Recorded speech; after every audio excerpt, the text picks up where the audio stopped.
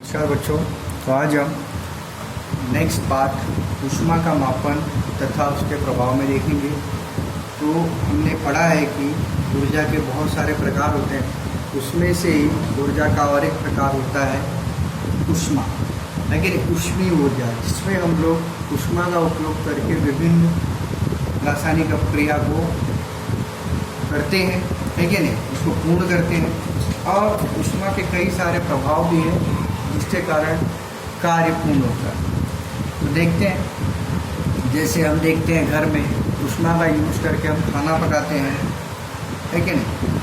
ऊष्मा का यूज़ करके हम लोग कैंडल जलाते हैं, है कि नहीं। तो वहाँ पर हम लोग ने देखते हैं कि ऊष्मा का यूज़ क्या होता है। हम अपने घर में देख सकते हैं। तो देखिए, ऊष्मा भी यह क्या है, एक ऊर्जा का ही रूप है, जो जैसे कि अब आपने ऑब्जर्व किया होगा कि ऊष्मा हमेशा अधिक तापमान वाले वस्तु से कम तापमान वाले वस्तु की ओर प्रवाहित होती है।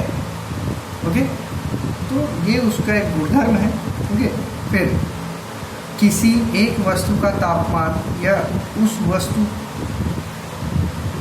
कितनी गर्म है या कितनी ठंडी है यह दर्शाता है। जैसे हमको बुखार होता है तो उस समय हमारे बॉडी का जो टेम्परेचर है वो ज़्यादा हो जाता है कि नहीं।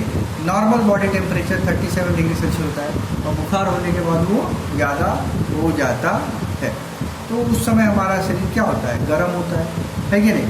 वही यहाँ पे एक एग्जाम्पल के रूप में आपको बता रहा हूँ। अब जैसे आइसक्रीम और चाय को हम लोग कंपेयर करेंगे, है कि नहीं। तो आइसक्रीम ठंडी होती है और चाय गर्म होती है। क्यों?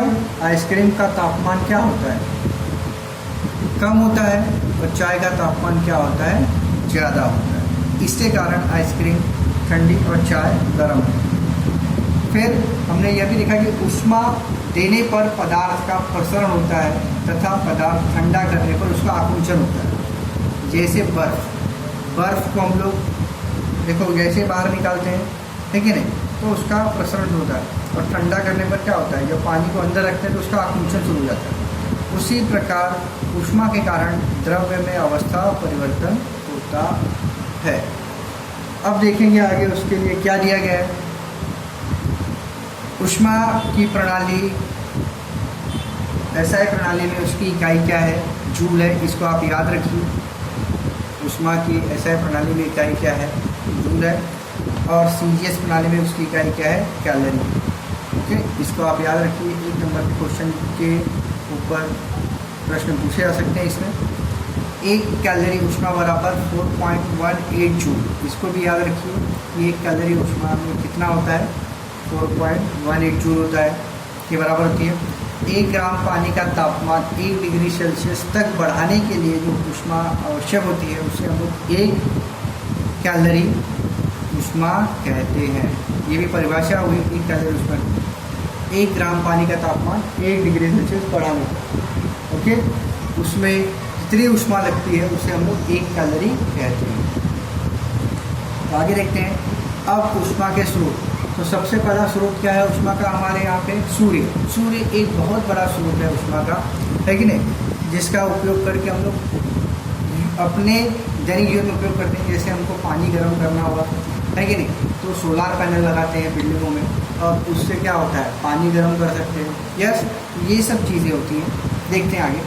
सूर्य पृथ्वी को प्राप्त होने वाली ऊष्मा का सबसे बड़ा स्रोत है। मतलब ऐसा कोई स्रोत नहीं है जो सूर्य से बड़ा हो, तो सबसे बड़ा है। सूर्य के केंद्र में होने वाला नाभिकीय संलयन, क्यों, क्योंकि उसके अंदर हाइड्रोजन, नियॉन, ये सब चीज़ें पाई, ये सब गैसें पाई जाती हैं, जिसके कारण उसके केंद्र में नाभिकीय संलयन होता है और जिससे अधिक मात्रा में ऊर्जा का निर्माण होता है। नाभिकीय संलयन की प्रक्रिया में हाइड्रोजन के नाभिक संयोग होकर हीलियम, जैसे हमने आपको बताया हाइड्रोजन, हीलियम, ऐसे नाभिक के अंदर तत्व पाए जाते हैं। हीलियम के नाभिक तैयार होते हैं और उसी से ऊर्जा की निर्मित होती है। इसमें की कुछ ऊर्जा प्रकाश तथा ऊष्मा के रूप में पृथ्वी तक पहुँचती है। दूसरा, पृथ्वी के केंद्र का तापमान अधिक होने से पृथ्वी भी ऊष्मा का स्रोत बनता है। इस ऊष्मा को भू अयस्नविक ऊर्जा कहते हैं।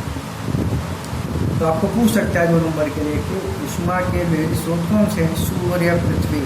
फिर नेक्स्ट रासायनिक ऊर्जा, लकड़ी, कोयला, पेट्रोल, डीजल, ईंधन आदि के ज्वलन से क्या होता है? ऑक्सीजन के साथ रासायनिक क्रियाओं का ऊष्मा का निर्माण होता है, ठीक है। तो इन सब का यूज हम लोग देखो करते हैं। आप गाड़ी चला रहे हो तो उसका साइलेंसर गर्म क्यों होता है? क्यों? क्योंकि उसमें ऊष्मा का निर्माण हो रहा है इंजन में, ओके, इंजन में।